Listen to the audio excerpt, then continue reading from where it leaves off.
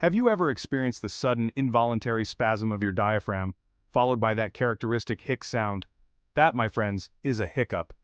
It's an experience we've all encountered, often leaving us feeling slightly bewildered and more than a little uncomfortable. Hiccups, while common and usually harmless, are a fascinating example of our body's complex systems at work. While the exact mechanisms are still not fully understood, we know that hiccups involve a fascinating interplay between the diaphragm, the nervous system, and the respiratory system. In this exploration, we'll delve into the science behind hiccups, understanding their causes, exploring their variations, and uncovering the ways in which we can potentially tame these curious bodily quirks. So, buckle up as we embark on a journey to demystify the science of hiccups. At the heart of every hiccup lies the diaphragm, a large, dome-shaped muscle situated at the base of our lungs. Responsible for regulating our breathing, the diaphragm contracts and flattens as we inhale, creating space for the lungs to expand. During exhalation, it relaxes, allowing the lungs to expel air. A hiccup occurs when this normally well-choreographed dance goes awry. For reasons not always clear, the diaphragm can experience a sudden, involuntary spasm. This spasm causes a rapid intake of breath, which is then abruptly cut short as the glottis, a flap of tissue in the throat, slams shut. This sudden closure of the glottis is what produces the distinctive hic sound that characterizes these involuntary spasms. It's a testament to the intricate coordination of muscles and nerves involved in even the most basic of bodily functions, such as breathing. While the exact trigger for a hiccup can remain elusive, several factors have been identified as potential culprits. These triggers can be broadly categorized as either physical or psychological in nature. Physical triggers often involve the digestive system. Eating too quickly, consuming carbonated beverages, or indulging in overly spicy foods can all irritate the diaphragm, increasing the likelihood of a hiccup episode. Swallowing air, which can happen while chewing gum or sucking on hard candy, can also disrupt the diaphragm's rhythm. On the other hand, psychological triggers highlight the interconnectedness of our mind and body. Stress, excitement, and even sudden fear can send signals that disrupt the normal functioning of the diaphragm, leading to those telltale hiccups. Hiccups in most cases are nothing more than a temporary annoyance. Lasting for a few minutes to a few hours, these short-term hiccups, also known as transient hiccups, are incredibly common and usually resolve on their own without any need for intervention. However, in some instances, hiccups can persist for longer durations, becoming a source of significant discomfort and potentially signaling an underlying medical condition. Hiccups lasting longer than 48 hours are classified as persistent hiccups, while those exceeding a month are termed intractable hiccups.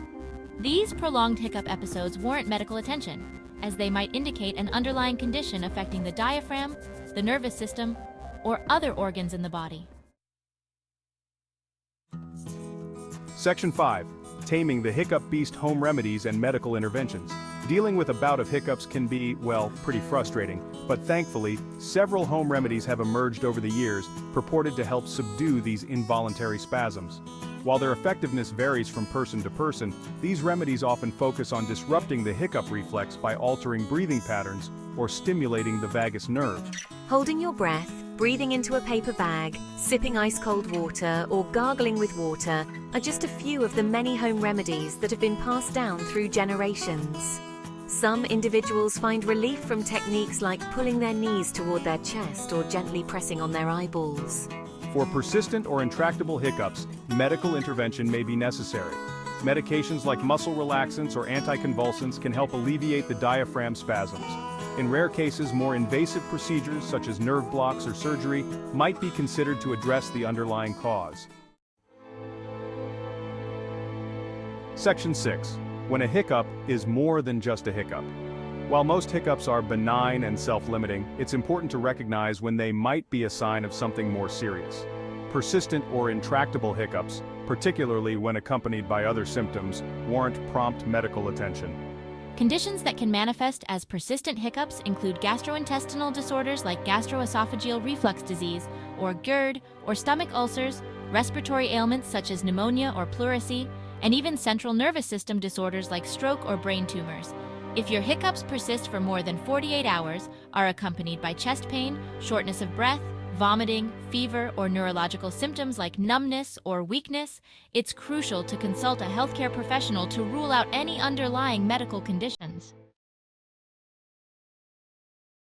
Section 7. The vagus nerve. A highway for hiccups. The vagus nerve, a long, wandering nerve that stretches from the brain to the abdomen, plays a critical role in the hiccup reflex.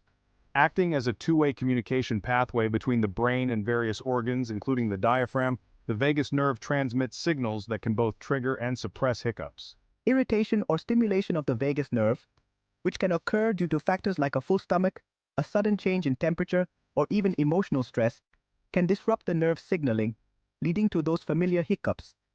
Interestingly, some home remedies for hiccups, such as the Valsalva maneuver, holding your breath and bearing down, or stimulating the gag reflex, are believed to work by stimulating the vagus nerve, potentially resetting its signaling and providing relief from hiccups. Section 8. Beyond the diaphragm, the brain's role in hiccups. While the diaphragm takes center stage in the hiccup drama, the brain, particularly the brainstem, plays a crucial role in orchestrating these involuntary spasms. The brainstem houses the nerve centers that control essential bodily functions, including breathing and the hiccup reflex. Sensory information from various parts of the body, including the diaphragm, the stomach, and the respiratory tract, converges in the brainstem. When this information signals an irritation or disruption, the brainstem can trigger a hiccup as a reflex response. Furthermore, the brain's emotional centers, particularly the amygdala, which processes fear and anxiety, can also influence the hiccup reflex. This explains why we often experience hiccups during moments of stress, excitement, or sudden fright. Section 9. Hiccups through the ages, from ancient remedies to modern medicine. Hiccups, being a universal human experience, have fascinated and perplexed people for centuries. Ancient civilizations developed their own theories and remedies for hiccups, often attributing them to supernatural causes or imbalances in bodily humors.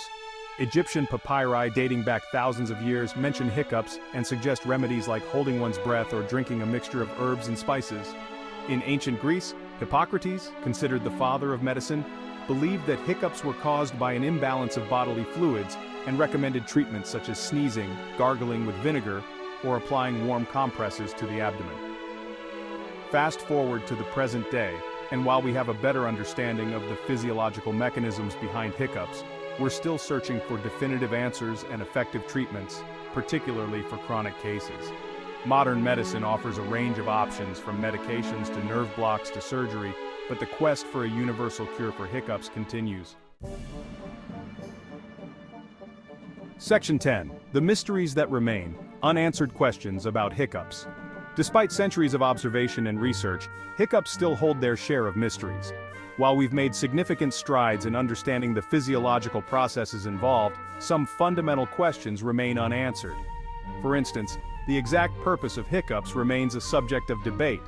Some theories suggest that hiccups might be a remnant of an ancient reflex, possibly present in our evolutionary ancestors, while others speculate that they might serve a subtle physiological function that we haven't yet uncovered. Furthermore, the triggers for hiccups can be incredibly varied and often difficult to pinpoint. While we know that factors like eating habits, emotional states, and certain medical conditions can increase the likelihood of hiccups, the precise mechanisms by which these triggers lead to diaphragm spasms remain elusive. Section 11. A final word, hiccups, a reminder of our body's intricacies.